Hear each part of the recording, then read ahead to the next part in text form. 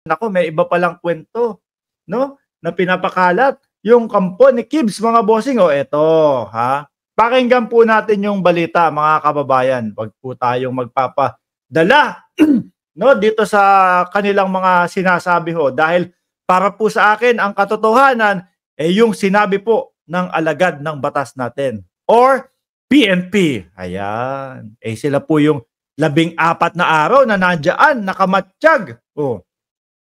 Tapos yung pang 14 na araw, kung di ako nagkakamali, suko na si Kibuloy. Wala nang mapuntahan ho eh. Yun ang pinakamas kapanipaniwala po, mga bossing. Kesa po yung sinasabi na sa bundok nagtago tapos nasa loob.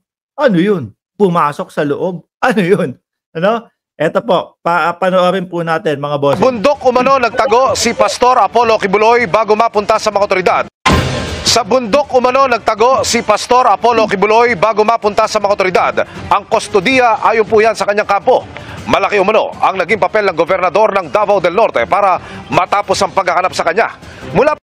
Malaki daw ang papel ng gobernador. Totoo ko kaya yun? Or baka nagpapabango din? Ano?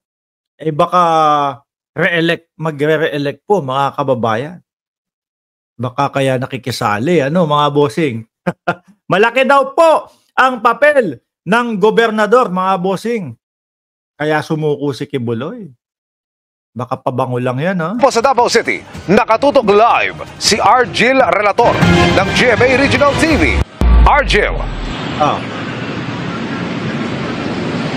Emil, inisa-isa ni KOJC Legal Counsel Attorney Israelito Torion ang mga personalidad na umano'y naging instrumento sa mapayapang pagsuko ni Pastor Apollo C. Kibuloy. Sa baliktad do, mga kababayan, ha?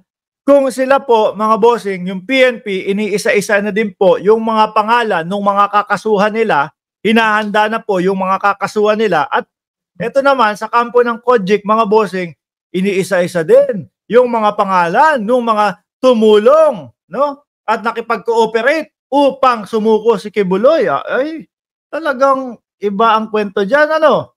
Ayan, isa umano sa naging tulay, si Davao del Norte Governor Edwin Hubahib. Panalo na to. Ewan ko lang kung paniniwalaan ho ng taong bayan yan. Kumpara noong mga araw nang magsimula ang operasyon ng pulisya, kalmado at tahimik na ang compound ng Kingdom of Jesus Christ matapos lisanin ng mga pulis at mahuli si Pastor Apollo Kibuloy. Kontrolado na ng religious group ang mga gate at nilinis na rin nila ang loob at labas ng compound. Sabi sa inyo si Kibuloy lang talaga ang sagot sa inyo Kung maaga pa lang ginawa na ni Kibuloy yung pagsuko na yan, hindi yung hinintay pa yung ma-corner siya. Oh. 'Di ba? Maaga kayong tahimik diyan. Di ho ba, mga bossing, maaga kayong tahimik diyan. Nanindigan ang abogado ni Kibuloy na ngayon lang niya nalaman kung saan nagtago si Kibuloy. He told me na sa bundok ng Davao City. I was not able to verify from him. Masyadong mabilis ang mga pangyayari. Lagot ka, Torne. Kasi kapag mga bossing, alam ko pinapaulit-ulit, ilang beses ko nang ina-explain ito sa ating mga live, mga kababayan. Alam nyo po kung bakit talagang pinipilit nila nasa labas po galing o sa bundok nagtago si Kibuloy at hindi doon sa loob ng Kojik compound. Kasi po, para iiwas nila yung kanilang sarili, mga kababayan. Si Atty. Torion, yung nangunguna doon sa talagang humaharang, nakaganon, bawal, lahat po bawal, mga bossing, kay Atty. Torion. No? So sa madaling salita mga kababayan, malinaw na malinaw si Atty. Torion talagang nandoon sa listahan ng PNP na makakasuhan po ng obstruction of justice. Yan po ay sa aking pananaw lang, mga bossing, ha? Hintayin ho natin yung balita po nila na ilabas yung mga pangalan. So ngayon, para maiiwas yung kanilang mga sarili, tingnan nyo, hinaharangan namin kayo dito kasi wala naman sa loob ng Kojik compound si Kibuloy. Nandun sa labas. Ligtas nga naman sila. Walang obstruction kasi wala doon. Di ba? Pero, sino po papaniwalaan natin, mga kababayan? Etong mga to, na madami na pong binabago, madami pong ibang kwento, mas maniniwala po ako doon sa ating mga kapulisan, mga bossing. At mas kapanipaniwala at tugma po yung sinasalaysay po ng ating mga kapulisan. Di ba? Tingnan nyo, 14 days na nandoon sila, mga bossing. Kasama natin si Ma'am Chris Rose na nakikinig at nanonood ng 14 na araw ng pag-stay ng PNP doon. Oh. Tapos yung isang kwarto na lang, balak ng pasukin, sabi nga ni General Torre, parang mali yung pagkakarinig nila sa akin. Kasi 24 oras yung lumabas sa mga news. 6 na oras lang daw po ang ibinigay, mga kababayan. O, nung binigyan na ng ultimatum, lumabas na. Ang tanong po, sa hinaba-haba ng panahon na nagtatago si Kibuloy at sa dami niyang sinabi, ang sabi niya hindi ako magpapahuli ng buhay. Lahat ho yun, mga kababayan. Di ba? Sabi niya yun. Oh. Bakit biglang lumantad? Bakit lalantad? Di ba? Nasa labas ka na eh. Hindi ka nga papahuli ng buhay, sabi mo eh. O ba't biglang lumantad? Di ba? Mga kababayan, meron pa yung ibang kwento. Ibang kwento, sabi nila, nandun sa labas, tapos pumasok. Ano yun? Kalokohan? Nasa labas ka na, papasok ka pa para magpahuli. Sinasabi nila, gusto nilang ipahiya si General Torre, mga kababayan. Sinasabi nila, gusto nilang ipahiya si General Torre. Di dapat, ang ginawa nila, nag-video-video sila doon sa labas o doon sa bundok. O eto po, nandito po si Gobernador kasama po na tumulong sa amin sa pagsuko ko habang binibidyo.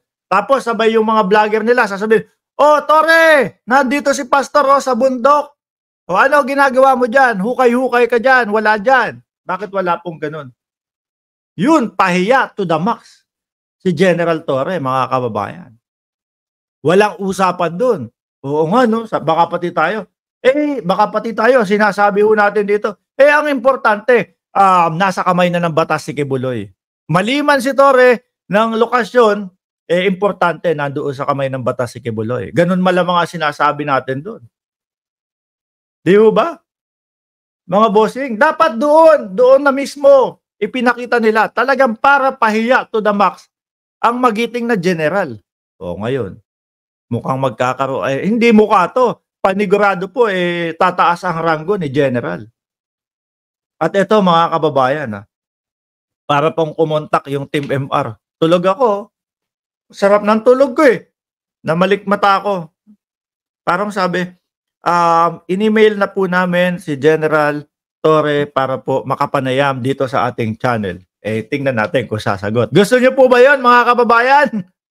Gusto niyo po ba yon? O sige, sana sumagot at sana paunlakan po tayo. Kung hindi man tayo mapaunlakan, mga bossing, maiintindihan natin yan. Panigurado busy yung mama. Okay, tuloy natin to. Yan ay August 30 pa, nagpatulong ang abogado ni Kibuloy kay Davao del Norte Governor Edwin Hubahib na kausapin ang Intelligence Service of the Armed Forces of the Philippines o Wow! Ganun ba? Sabi ni General Torres, sila yung kumontak ng extra dagdag na mga kasundaluhan. Meron palang ganyang istorya. Diyos ko po, baka manalo si gobernador sa susunod. SAFP. Bukod sa naging kliyente rin ang gobernador ng abogado ng pastor, kilala rin siyang may koneksyon sa army at marami ring NPA commander na sumuko sa kanya. Siguro nakitaan lang tayo ng si Kibuloy, NPA din. biglang hero? Ano to? Biglang hero? Yung ating mga kapulisan ilang araw na, halos tumagal na 1 buwan nga Di ba? Yung unang pagpunta doon ng ating mga kapulisan, mga bossing kumbaga yun yung sinasabi ho natin na sinubukan lang nila. Di ba? Dalawang batalyon lang ho yun, mga bossing, ha? Tapos, nalaman na nila yung strategy, nalaman na nila lahat. 2,000 na yung sumunod. Di ba, mga kababayan? credit po yan sa ating mga kapulisan. Credit po yan sa ating mga kapulisan. Huwag tayong kung sino-sino yung biglang nagiging hero. Biglang ako kumontak sa AFP o etc. Biglang sa kanya yung credit. Eh di wow, boss! Tiwala sa atin na kung paano tayo mag-handle ng negotiation. Di bababa sa 7 beses nakipagnegosasyon ang abogado sa tahanan ng gobernador kaugnay ng pagsuko ng pastor. Gusto munang masiguro ng KOJC Board of Directors na ligtas ang pastor kung sumuko. Sila mismo Ang sigurado kami, no, doon sa kwento ng PNP. Kub na si Kibuloy, kaya sumuko na. Kaya kayo, yung mga humaharang doon sa pugante para mahuli, may pananagutan kayo sa batas. Mayayari kayo sa batas. Lagot kayo sa batas. At kung meron kayong listahan na sinasabi ninyo na mga tumulong sa inyo, para sumuko si Kibuloy, meron ding listahan ang mga kapulisan para kayo ay kasuhan. Yung iba nga Yung ibang vlogger nga, pahinga na muna daw. Pahinga muna. Medyo stressful yung mga nakaraang araw. Oh. Yung iba naman nag-iba na din yata ng content. Tungkol na yata sa sasakyan yung mga content. Parang ayaw na sa politika. Diyos ko po, Lord. Yan ang sinasabi ko sa inyo. Lumagpas kayo sa limitasyon ninyo bilang isang vlogger. Bilang isang nagre-reaction. Biruin nyo, umabot kayo sa punto na nakikisama na kayo sa pagsunog ng gulong. Sabi ni Sir Rolando Pajardo, na corner na checkmate, mate. Oh. Sabi ni Ginger Cat, kakasuhan din si Mang Kanor ng harboring of criminal. Posible po, mga kababayan. Ayon sa kung paano po gagawin pag-aaral doon. Sabi ni Ma'am Gemma Garais, 207 like. Good morning, good evening, Boss Mark. Ayan, salamat po sa inyong mga like. Sabi ni Ma'am B. Soriano, 212 like. Aba, talagang gusto nyo paabutin ng 1,000 ha.